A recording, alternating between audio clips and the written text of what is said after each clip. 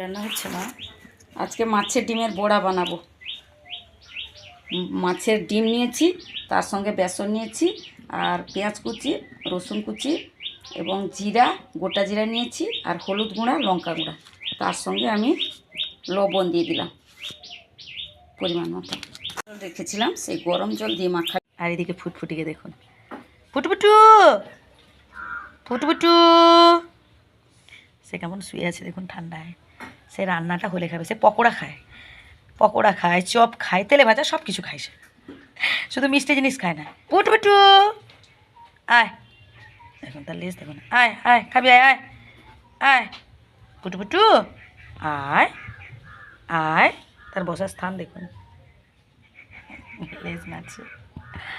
ফুটফুটু তোকে আমি কী করবো রে তোকে। এটা আমাদের ঘরের বিড়াল নয়, যাদের ঘরের বিড়াল মানে তাদের ঘরে কম থাকে আমাদের ঘরে বেশি। তেলও গরম হয়ে এসছে, এরপর আমি অল্প অল্প করে দিয়ে দেব।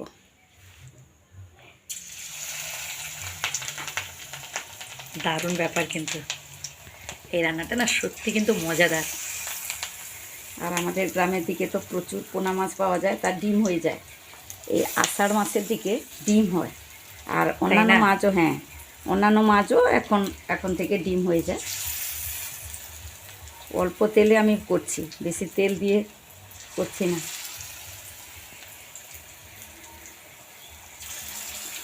খুব সুন্দর একটা রান্না, দারুণ ব্যাপার। মানে এরকম যে সাজানো আছে দেখতে খুবই ভালো লাগছে, আমার খুব ভালো লাগছে। লোক বলে না, আগে খাওয়ার থেকে দেখাটাই মানে একদমই তাই। তাহলে জানবেন যে তরকারি রান্নাটা ভালো হচ্ছে, দেখাতে ভালো হলে খুব সুন্দর। ফুটফুটু ফুটফুটু ও ফুটফুটু, তুই এখানে কিন্তু ছানা দিবি না বলে দিলাম, তুই তোর ঘরে ছানা দিয়ে আসবি বলে দিলাম আমি। কেমন সে পেট ফেট বিছিয়ে শুয়ে গেছে দেখুন, তোকে মেরে দিব তোকে। আমি আবার এগুলোকে উল্টে দেব। দারুণ লাগছে, আস্তে আস্তে করে উল্টে দিচ্ছি। খুবই ভালো লাগছে, মনে হচ্ছে মানে কড়াই থেকেই তুলে গরম গরম খেয়ে নিই। গরম গরমই তো ভালো লাগে। আর একটু হবে না? হ্যাঁ আর একটু হবে, একদম হালকা দিয়েছি, গ্যাসটা হালকাতে দিলে। অনেকে প্রচুর তেলে ভাজেন, হ্যাঁ বেশি তেল দিই না। হ্যাঁ দেখুন বন্ধুরা, কড়াইতে তেল না হলে নয় সেটা। হ্যাঁ একদম একদম। মাছের ডিমের পকোড়া বলুন, বড়া বলুন, যেটাই বলতে পারেন, হয়ে গেছে।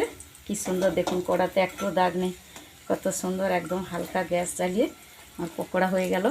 আপনারা বাড়িতে এইভাবে একবার পিস হয়েছে, মা দেখো তো, আমার 5টা 4 6টা হয়েছে, আরও এখানে কিছুটা আরও আছে। আছে। মানে মাছের ডিম কতটা ছিল তুমি হাতে একটু দেখাও তো, কতটা পরিমাণটা কতটা খানিক ছিল? এতখানিক ছিল। দেখুন বন্ধুরা, এতটুকুনে কতগুলো বড়া হলো দেখুন, 1 2 3 4 5 6টা প্লাস এখানে কটা খানিক হবে? এখানেও 5টা খানিক হবে। হ্যাঁ 5টা খানিক। এইটুকুতে 5টা হয়ে যাবে? বাহ, 6 5 11টা, 11টা মানে বড়া, এইরকম 11টা বড়া, মানে ভাবতে পারছেন এইটুকুন মানে এতটুকুন মাছের ডিমে 11-12খানা বড়া হচ্ছে। মানে মা একটু মাঝারি সাইজের করেছেন, এবার আপনারা যদি ছোটো ছোটো সাইজ করেন তাহলে আরও বড় করা যায়, আরও ছোটো, হ্যাঁ তাহলে আরও বেশি হবে পরিমাণটা। সবাই বসেও বাড়িতে খেতে পারেন, মুড়ির সাথে বলুন। গ্রামের দিকে তো আমরা একটু টকটক পান্তা খেতে পছন্দ করি এই গরমে, পান্তা দিয়ে মুড়ি দিয়ে, আর ভাত তো মানে দারুণ লাগবে, অসাধারণ লাগবে খেতে, ভাতে এই দারুণ লাগবে পকোড়া, খুব ভালো লাগবে।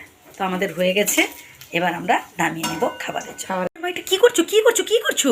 মাছের ডিমের পকোড়া বানালাম। ওয়াও, দারুণ ব্যাপার বন্ধুরা, দেখুন মাছের ডিমের পকোড়া কত সুন্দর। বন্ধুরা দেখুন, মাছের ডিমের পকোড়া হয়েও গেছে, মা এদিকে নামিয়ে নিচ্ছেন। দারুণ ব্যাপার বন্ধুরা, ভিডিওটা প্রথম থেকে শেষ পর্যন্ত আপনারা দেখতে থাকুন।